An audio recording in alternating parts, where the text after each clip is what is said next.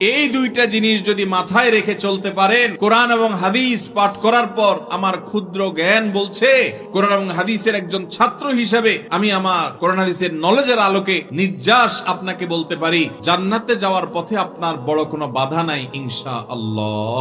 আমরা যখন আমল করব, রাসূলের সুন্নাত দেখে দেখে আমল করব। আমার নবীজি কিভাবে করেছেন, কিভাবে করতে বলেছেন, আমরা অনুসরণ করি। আমাদের মডেল কে? মুহাম্মদ সাল্লাল্লাহু আলাইহি ওয়াসাল্লাম। আমাদের ইবাদত এটা হবে সুন্নাহ সম্মত, আর আমাদের ঈমান হবে তাওহীদ সম্মত। শিরিক মুক্ত ঈমান, বেদাত মুক্ত আমল, তাওহীদ যুক্ত ঈমান আর সুন্নাহ যুক্ত আমল, এটাই হলো নাজাত এবং আল্লাহর কাছে আখিরাতে মুক্তির মূল মন্ত্র।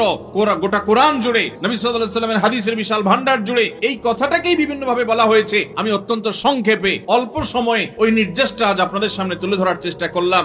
গোটা ইসলামের নির্দেশটাই হলো এই যে আমি বান্দার কোনো হক নষ্ট করব না, আমার ঈমানের মধ্যে ভেজাল ঢুকতে দেব না। আমল বেশি করতে পারি আর না পারি, যেটুকু করব সুন্নাত অনুযায়ী করব, বেদাত মন গড়া পদ্ধতিতে করব না। বাপ দাদার 14 গোষ্ঠী কি করছে এটা দেখবো না, কোরআন হাদিসে কি আছে সেটা দেখবো।